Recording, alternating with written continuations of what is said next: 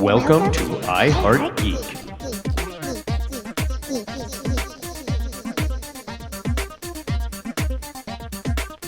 And welcome to another weird outreach episode of I Heart Geek. Do you see some unfamiliar faces on the screen? I bet you can. Well, let's start with the people we know. I'm Dub, and we didn't write this show at all. And then directly below me, we have Miss Geeky Paige. How are you doing? Hi, guys. I'm good. I'm excited. I love our two special guests today. I'm excited to see you guys. We have never had two special guests at the same time. I'm so nervous about this. So let's start at the top. We have Mr. Dino from the Huuuh podcast. I feel like somebody else should say the Dino and I should say the Huh. How are you doing, bud? Oh, doing great. Glad to be here. Thank you very much for having me. I'm excited. Outstanding. And then below we have another famous guest of the show. We have Miss Satomi Hofmann. How are you doing, Rockstar? I'm doing awesome. I'm so happy to be here today. You're giving me purpose. Really? Wow, I feel special. Yes. For some reason, I think you usually find your own purpose. I think you're pretty good about that. Yes, but there's nothing wrong with a little inspiration. Always. That's why I do these shows a million times a week. Otherwise, I just can't go on. And I can't go on. Oh, it's going to be one of those shows. We are going to be talking about the 1992 or 94 movie. 96. Wow, is that late? Yeah. Escape from L.A. I love this movie. This movie is so cheeseball and so horrifically bad. It is so good. I love it. There's tears coming from my eyes. I said, okay, everybody, let's do this show and let's watch this movie. And everyone's like, Courtney says, okay, I love it. And everyone else from the show's like, no, I don't want to watch that. So we got Satomi and Dino on. I was like, that must be why we're here. He's like, have you seen this movie before? I'm like, oh, yeah. Oh, yeah. Oh, yeah. Okay, so first thoughts on this movie. When did you guys discover this movie? I discovered it, I think I saw it in theaters, to be completely honest. So it's been that long because I know there's a big MTV plug for it, and there's a couple of MTV VJs that were in the movie with the bald heads and all that. But so I remember seeing it in the theaters. Courtney, when did you see it first? In the theaters. In the theaters? Yeah, in the theaters. When I was 18 years old. Ah, man, you're making me feel we're the same age, I know. We are. Dino, how about you? When did you see it, sir? Yeah, I saw it in the theater too. You know, I grew up a big fan of Escape from New York. Yeah. And even, growing up being a young kid, I was into movies and, followed John Carpenter and everything else. So when this came out, I was there. Yeah. For, first week. Outstanding. So, Satomi, what about you? I gotta be honest, I don't remember when I saw it. I think I might have seen it after the release, once it was playing on TV. Yeah. It was funny because when I was rewatching it for this, I was watching it because I didn't. When you asked me to do this, I was like, yeah, I know I've seen it, but I don't really remember it. And I'm actually kind of glad because as a kid, it's one thing. As an adult, it's a whole other experience. It's glorious. It's so terrible. Deliciously bad. Oh, yeah. So let's start with the first elephant in the room, I guess you could say. If you've seen Escape from New York, which is the first movie, it's basically word for word Escape from New York into Escape from LA, just on the other side of the country. Any thoughts on that? I love it. I think they learned their lines better. For the first one, I think Stacy Keach was the better bad guy general than whoever that was playing. You know who I'm talking about? Yes. Lee Van Cleef? Yeah, I think that Keach was way better. I loved him in that role. I think they got it better, but I think that people didn't know what to expect from it. What do you guys think about the whole? I mean, it is the same movie. I mean, you can't. Yeah, it's the exact same movie. Yeah. Exact, like scene for scene. Like they freaking even had the girl that looks like she's going to be the love interest, and then it's like and dies. Yeah. Surprise! Yep. Oh, and she was, by the way, the worst part of that movie. We'll get to her in a minute. So I'd actually like to know this. I'm Escape from LA all the way. I know that Courtney's Escape from LA. You guys are both East Coasters. Do you guys have a preference, one or the other? Satomi, you can go.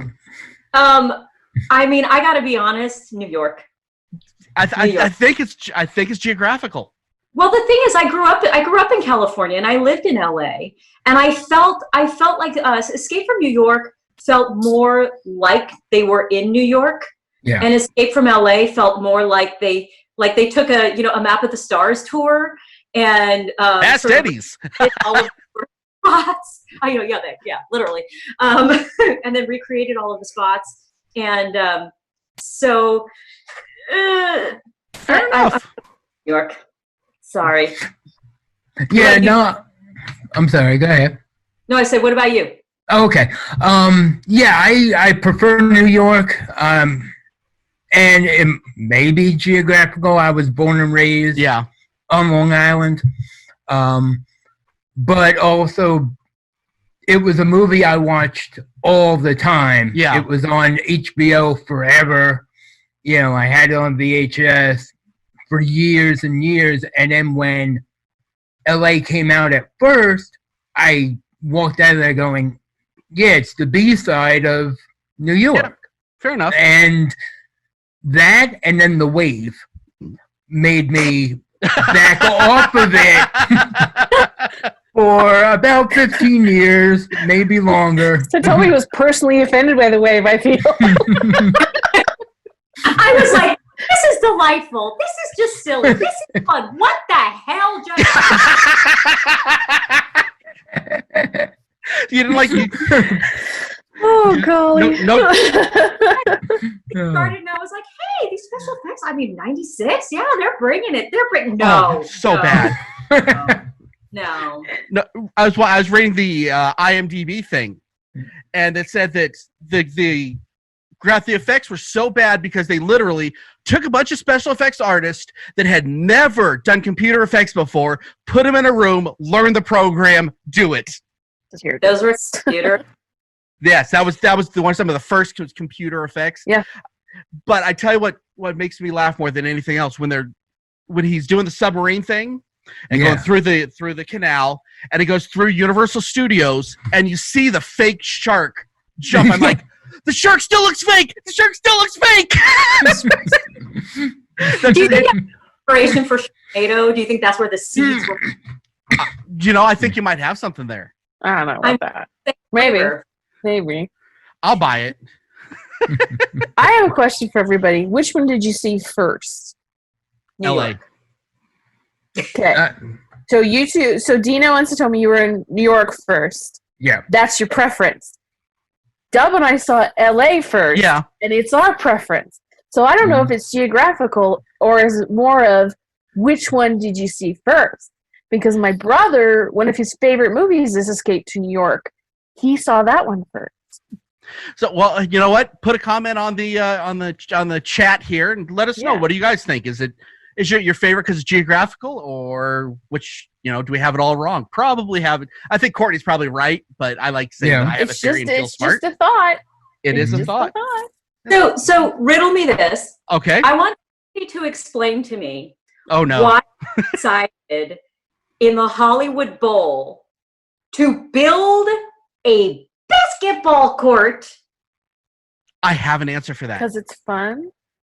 That's all I got. In an apocalyptic future, really. So he would be like, you know what would be really good here? A full on basketball court with the floor. With chain link. So essentially, they lifted it from New York. Maybe they airlifted the sucker in the helicopter that they used in both movies, and brought it over. What I think they were doing, I actually have kind of an answer for that. I think they wanted to, because I don't know if you guys remember the big 1984 Olympics. Everything in LA was, sports themed for how many years after that. I think they just wanted to bring that feeling back into it. So that's a John Carpenter thing. He doesn't have timelines. He doesn't live in this thing we call reality. He's the Halloween guy. Come on. That's why I relate to him because he doesn't live in reality. But that's what makes his movies entertaining as heck. I just poked at you so hard, and you just didn't even notice. I didn't. I'm sorry. I'm Oh, sorry. it's okay. It's okay, but now I feel bad. Don't. How is it funny? Well, trying okay. to see if there's something in the IMDb page about it, but I don't see anything that Here's- specifically says we took the basketball court because of XYZ. So maybe it was funny. It was such a bizarre thing. And It was like, weird. oh, Snake plays basketball. Like of all the, and he's still good at it. He probably hasn't touched one for however many years. It does say Kurt Russell made all his own shots. Oh. Yeah. So it With says- one eye. Says he practiced playing basketball between scenes as he wanted to make all his shots legitimate. He scored made most of them. Well, it says here, he made all of the shots purely on his own talent, even the full court one. I'm impressed. So there's your basket. That's why. It's because we had to have Kurt Russell make a full court shot on film. And you've got to understand how good a shape he was in. Did you know when he The same when he costume. this exact same costume from New York he is wearing? It's Yeah. not a replica. He is wearing the same No, it's one. the same one from 15 years prior. And he wanted to do it to prove it. And we just broke Satomi. We did. Well, I'm thinking, like, is that the boy equivalent of I can still fit in my wedding dress? That's exactly Yes. what I'm sure that is. I can still fit in my state costume. I can't fit in anything from 16 years ago. Sorry. I'm lucky I have hats I I can don't fit even think into I from still 16 have years ago. something from 16 years ago. I do. Okay, But we get it. also- We get it, Satomi. You're in I know, shape. like, We it's get all it. Stretchy. I think it's all stretchy. I'm Thank kidding. God for spandex. That's all. No, we live in Vegas. Don't thank God for spandex. You remember what it's like. Yeah. So no, what's the other discos? There's some other one that breathes more. I don't need to see any tourists in either one of them. That's all I'll say about that. No. And we've gone off the rails again. We do that. Dino, someday you'll come to Vegas and you'll get what we're talking about. Right. Look forward to it. Sorry, I'm digressing us even more. It happens. It's Okay. life. It does. That's what we do. Otherwise, these would be the most boring shows because you know about the movie and now we're done. Okay.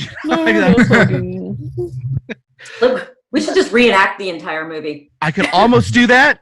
Okay, so as we know, we have a hard and fast rule: no cussing and no politics on the show.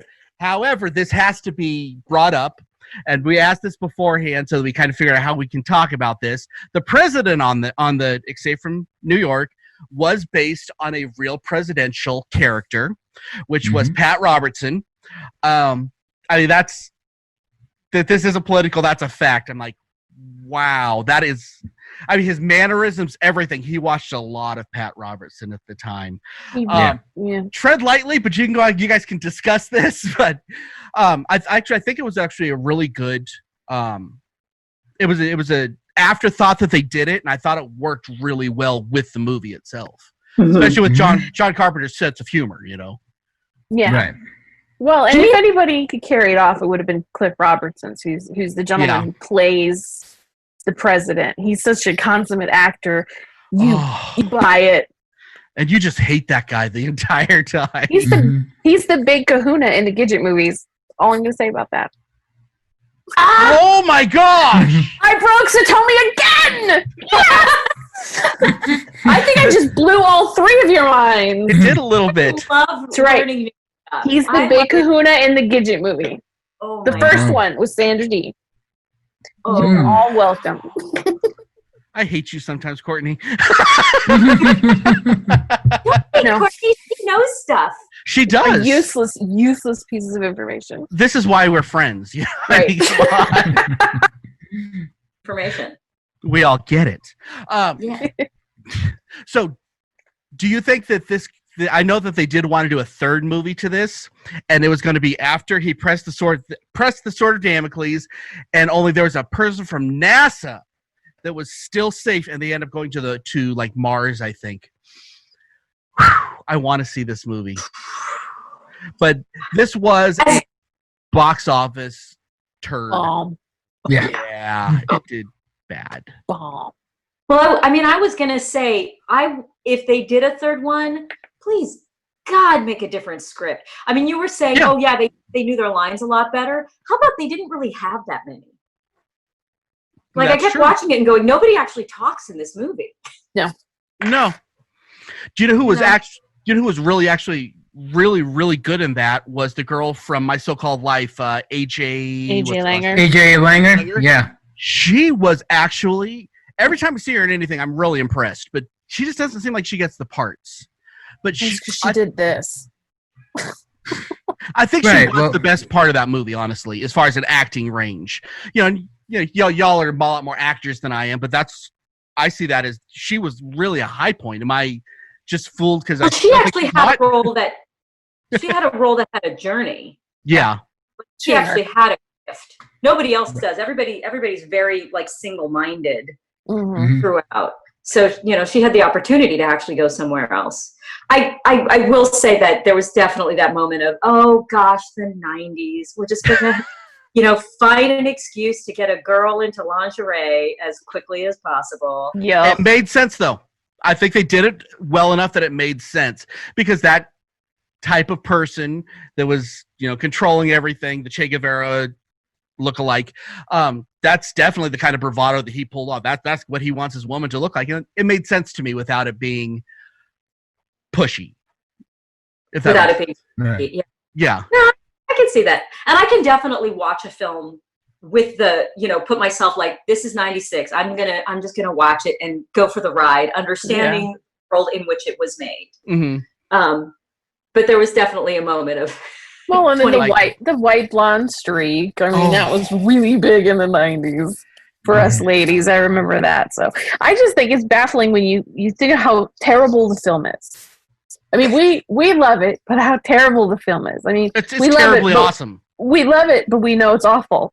But just think of the knockout cast that this thing has. How is it so bad that it's a John Carpenter movie, and you have people like Pam Grier and Steve Buscemi and Kurt Russell. You have all of these amazing, Bruce Campbell. You have all these talent, and it's like the movie is still awful. How do you do that? Can we just, discuss the other elephant in the room aside from the wave? The gliders. The what? The gliders, the hang gliders. Oh yeah, I love the hang glider. You can shut your mouth right now. Shut your mouth. I love the hang gliders. How is it that they just kept sort of circling and flying? Like that must have been one hell of an updraft that they were just like, hey, we're just going to hang out here and keep flying around and shooting at people, and we're not going to back down. This is how I know you don't read comic books. Suspension of reality, darling. Oh, that's got to be a complete suspension. Girl, I am right into the suspension of reality. There was a certain point, although it was very reminiscent of, I was watching it, I swear to God, I shouted, I was like, it's Barbarella! Yeah, I was thinking Flash Gordon, but yeah, you're right. Yeah. Wow. I'd actually put those together, to be honest with you. I love Barbarella. It's terrible too, but it's so good. Oh my God. My favorite bad movies ever. So bad. So let's discuss what had to be the weakest point of the movie, other than the special effects, which was the quote-unquote love interest. How bad of an actress do you have to have for that?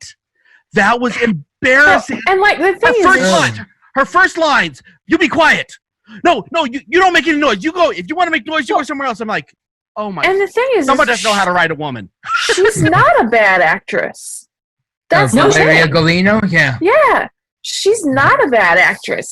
I just think the character is just, one, she was directed to be so over the top with it. But two, it's her dialogue is just, it's just garbage.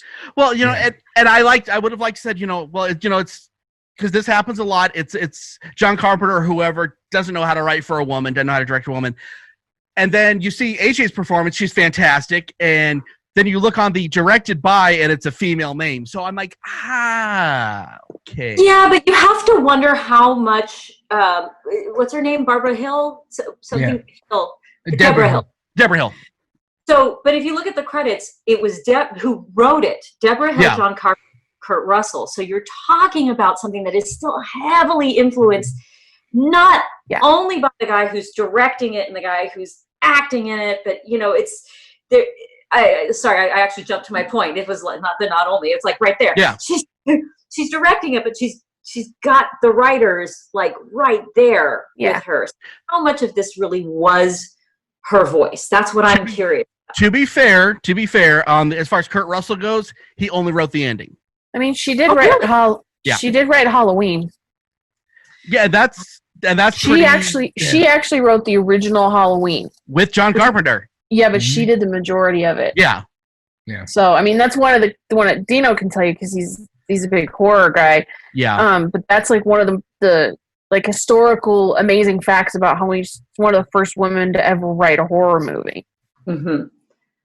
And actually write a substantial theme. Yeah. That's why I'm wondering if the influence. Or was she's just that bad of an actress? Because she was the worst part of that movie, and that's from a movie with a lot wrong with it.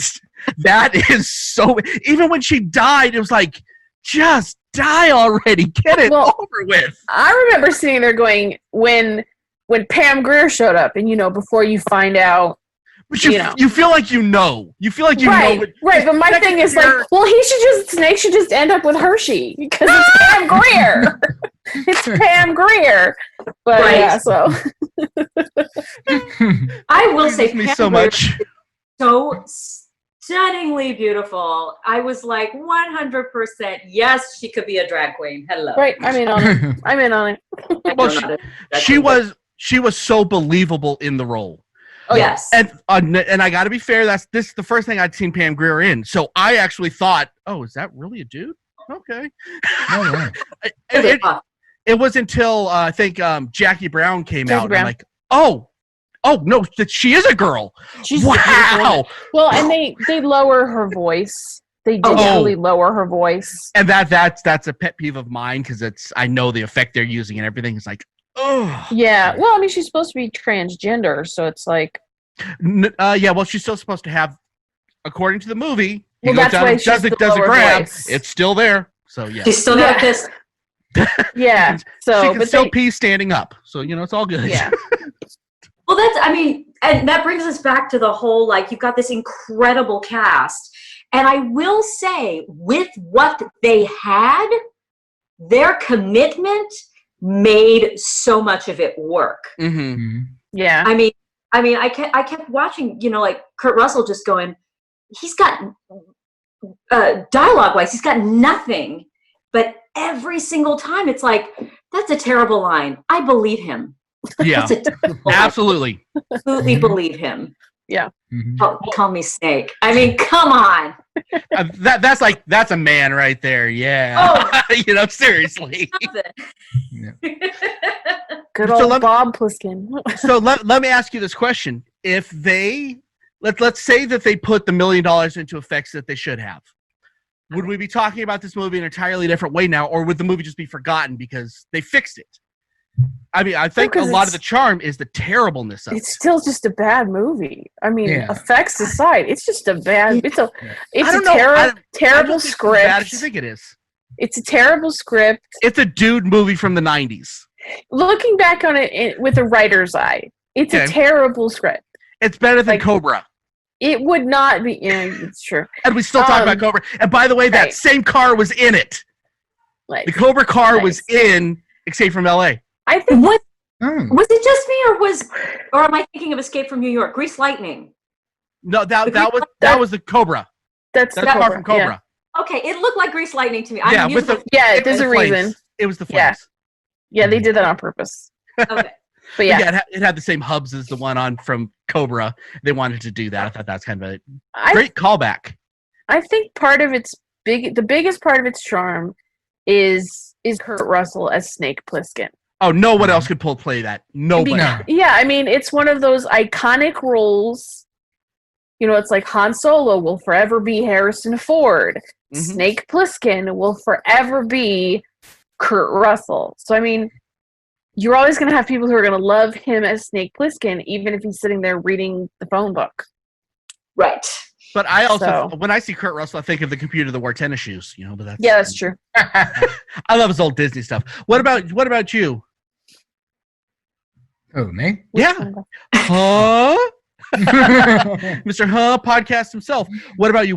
Do you think that this movie with some tweaks could have been better and we'd still be talking about it, or do we love the cheesiness? No, I think it would have been. I think had it been better, it would have risen to the highest level of mediocrity. Wow, I'm shut down now. I'm now shut down completely. I think, and I don't think it's just because I've seen it, first or whatever, but the entire film relies on being a flip side to Escape from New York. Yeah. I think the whole film is a wink and a nod to Escape from New York. Mm-hmm. And, just, you look at, we're talking about all the script and look at the characters. You have the girl, Valeria Golino in LA, who was that other girl who just showed up for 10 minutes and disappeared.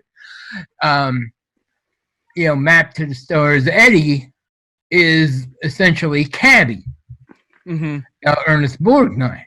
Yeah. Only not a double dealer opportunist the way Buscemi was. And he played that brilliantly, by the way. Oh yeah, which is great. Long Island boy too, from Valley Stream. But anyhow, Hershey is Brain, Harry Dean Stanton. Mm-hmm. Someone who worked with Snake from the past, who did they escape? Double-crossed or had that history. So, and then the whole running gag of, in this one, I think it was Snake Plissken, I thought you'd be taller. Yeah. Mm-hmm. Where in the first one is Snake Plissken, I thought you were dead. There was this running theme. Yeah. So, and that's my take on it. I think it definitely relied on being the B-side of New York. So what basically everybody is saying is if it was good, we wouldn't be talking about it to this day. It'd be just fun. Maybe not. Yeah, I think it would have been decent enough. It would have been decent in the theaters, but then we all would have forgotten about it. Yeah. Like a lot of those movies from the 90s. Oh, yeah. Right. I remember having seen 90s. once, but they kind of just fizzle away. Yeah, if you're going to do it, you got to swing for the fences. And they did. And if you knock it out of the park, you knock it. If not, you fall hard. And I think at the time, it did fall hard. Oh, yeah, it tanked. And that's why we can look back in fondness. And that's the thing with John Carpenter movies. I think his fans are a lot more dedicated to his movies than even he is.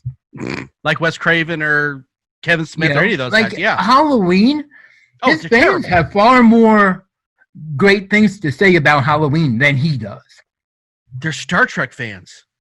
Yeah. I mean, not half our audience. It's just become a whole other show.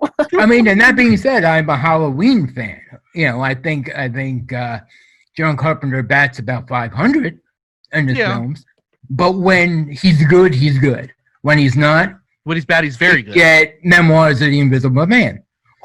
Oh, Dino. You just took this whole show down the toilet. But I'm done. I'm out. My work here is done. Bye. I'm out.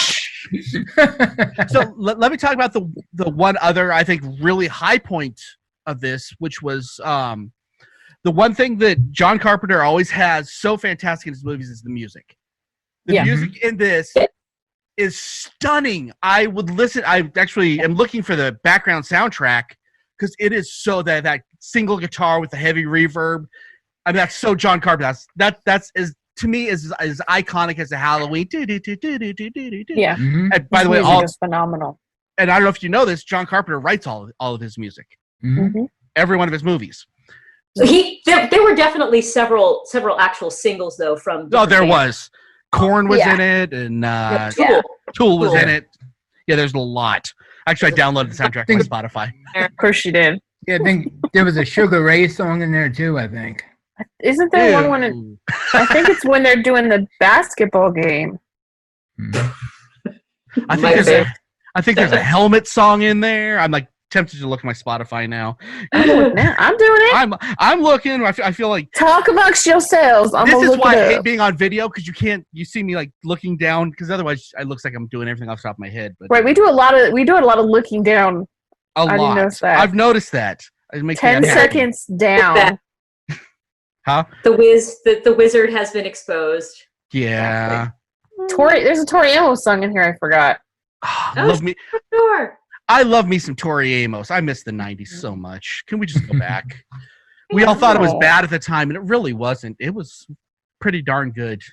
Yeah. We had grunge, but unfortunately we also had Courtney Love. So it's true. We did have holes. And everything's a balance. Everything's a balance. You have Sid and Nancy in the 70s. So I'm sorry. Wow, I just took it to a dark place. So let's get out of this pit. Let me ask this question before we close up. Tell me what you would. We've discussed how terrible this movie is. Tell me why you love it. And I'll do mine last. So Dino, you go first. Why do you love this movie? Looking back on it now, because for a long time I didn't. Mm-hmm. And as a matter of fact, I think up until about 2 weeks ago, I didn't. Yeah. And then when you hit me up, I'm like, all right, let me rewatch this, to get and I looked at it, and one, I think a lot of it has to do with, it's almost prophetic in what is going on now. You've got this virus that is, injected into a snake, where the first movie, there were the capsules that would explode in his neck. This one, he's got the sickness running through him, which he believes is going to kill him in a certain amount of time if it's not. Little Plutoxin 7. Yeah. That's right. There you go. But I think it's a comic book. It's absurd and it's fun. And you got to detach yourself from any type of realism, but also looking at it going, okay, it can be a parable of what is going on. And that's what I dig at it. Outstanding. So Satomi, what about you? I would have to say that it is so bad and so sincere. Good word. And I love that. I mean, that's what makes really bad movies so much fun. And there was another point that I was going to make about it. It's so bad. It's so sincere. And one thing about the stories that we watch, that we listen to, with especially with this kind of genre, this kind of film, there are two specific things that we really love. We either love a total surprise, or we love something where we're like, oh, they're going to do this. This is going to happen. This is going to happen. See, I told you. Yeah. And this has got a lot of that. And there's something, especially in a time like we're dealing with right now, where it's so satisfying to see something happen that you're like, yeah, I knew, like with the hologram. Yeah. Because you start to get to the end of the movie. He's like, he hasn't used that yet. And you're like, yep, he's gonna get them on this one. Unless you forget about it. Yeah. Well, of course I didn't. Because that's how I roll. But yeah, it's satisfying, and it's so delightfully horrible and sincere. And I will always root for that. Nice. Courtney, what about you? I love camp, and I love well done camp. Mm-hmm. And this is just campy and silly and fun. And it like Satomi says, it's sincere, but it also doesn't take itself too seriously. Yeah. It knows what it is. It knows what it's going to give you. And it's like, here you go. And that's what I love about it. Plus, it's Kurt Russell beating people up. I'm good with that. Exactly. Yeah. Now, there's two things that take me from I like this movie to I love this movie. And those two things are well, I mean, there's a sheer escapism, which I'm always a big fan of, but you have the appearance of Bruce Campbell as the Beverly Hills Surgeon General, who was brilliant. 3 minutes on screen, and he made a bigger impact than anybody. And then the very last scene of the movie, spoilers if you haven't watched this 50-year-old movie. I'm not that old. The last scene when Kurt Russell lights up the cigarette, and then he looks directly at you like, screw you, and it goes black. Just that fourth wall break. I'm like, he was talking to me. And honestly, it just felt so real at that moment that covered so many sins right there, that moment. That was Kurt Russell's probably best 5 seconds I've ever seen him in anything. It's a great moment. Yeah. I correct me if I'm wrong because I'm on the spot right now, but isn't he in Guardians of the Galaxy 2? Isn't that him? No. Yes. Oh, he is? He's the Ego. second one, yeah. Oh, he plays Star-Lord's dad. Yeah, he plays Ego. And I absolutely adore him in that. And part of it is what you're talking about. He has that ability to just say like a million things in one look. Yeah. It's so rich and fun, and and of course this was back when he was a bit younger and hot. Yeah, I'll say it. What? I'll say it. This is why we have girls on the show, because they can say that. Yes, he still is, but I did not expect after Guardians of the Galaxy. I was like, yeah, he's good looking. And when they did the young version, I was like, oh yeah, he was cute. And then this one, I was like, I'm attracted. Snake Plissken. He's kind of. I mean. Doug, we should probably think about doing a show about Kurt Russell, because think of all the iconic roles that he's played over his career. You've got Snake Plissken, you've got Ego, you've got all the Disney stuff. Wyatt Earp. Like we're gonna do a show and not talk about Tombstone. I know. I'm trying to think. Right. I just lost the good. Jack Burton. Yeah. In Big Trouble in Little China. He's to me, he's such an underappreciated actor, and he's a guy you don't think of until you see him, and then you're like, he's brilliant, and then you forget about him again. And I don't know the career that he's had. That's true. I mean, and he was just in Once Upon a Time in Hollywood. I still haven't seen that yet. I can't remember who he played, though. It's on my list. Nice. Okay, so that's kind of a show. Let me throw it to you two. Start with Dino. Tell us about your podcast, where they can find you, all that fun stuff. Anything else you want to plug? Uh-oh. Right, we got there he is. The easiest way to describe it is where faith, family, and pop culture collide like a bloody train wreck. and we try to glean personal insight from genre cinema. It's my wife and I, and we have our message of be decent to each other. If you and I disagree, we probably agree more than we think we do, so let's talk about it. Well, unless you're me and Courtney, we never agree on anything. Awesome. You have me confused with Blythe. But no, actually, I say, I'm one of your biggest fans. I've been there since the beginning, I feel like. Love your show, the Huuuh podcast. We always shout it out on iHeartGeek anyway. And you shout us out, and we appreciate it. Absolutely. So Satomi, tell us, I know you want to plug somebody that lives in Vegas, and I mean, you're not working any plays right now, but what do we got going on? Well, I'm Satomi Hofmann, www.satomihoffman.com. That's one F and two N's. I'm a Broadway, TV, film, commercial actress. I'm also a musician, kind of all around obnoxious person who likes to have a lot of fun, and massive iHeartGeek fan. We love you for it. So check out my YouTube channel, my website, whole nine yards. Also, I'm going to give a shout out to the Creation Project. This is one of their T-shirts. It is it's started by Angela Chan, who's in the Las Vegas area, celebrating Asians in the arts, and she has this whole line of really incredible T-shirts.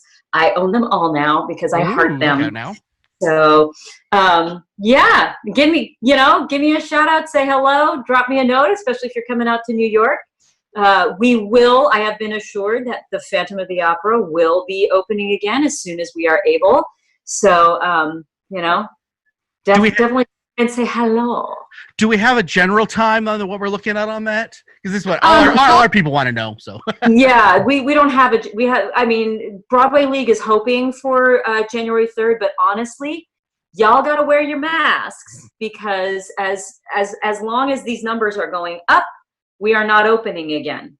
So we've got to get this whole thing under control. Once we are under control, then they will start moving to being able to have groups of people in an indoor environment. And I want to get back to work. Yeah, yo. So, you sound so ghetto. Like, yo, yeah, yo. You said yo 6 times on that. That's yo. Listen, honey, you long enough, and sooner or later, it just kind of gets in. My New Yorkisms have little Rosie Perez comes out. It's amazing. Actually, what usually happens is I start talking like my mother, and we get the very Japanese, very, very quick. And if you're not watching this on YouTube, she's allowed to do it. We're not. So I am. My mother's from Japan. And that's a note I cannot top. Nope, that's it. That's how we get. Take a listen to the end. It gives all the iHeart Geek info. Y'all know where to find us. We love y'all. Comment.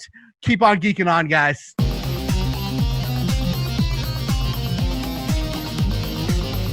You have been listening to the latest episode of the iHeart Geek Show.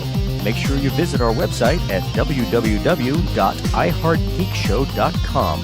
Make sure to follow us on Instagram, Twitter, and Facebook. And if you check us out on YouTube, make sure to like, comment, and subscribe. And keep on geeking on to all of you geek rock stars.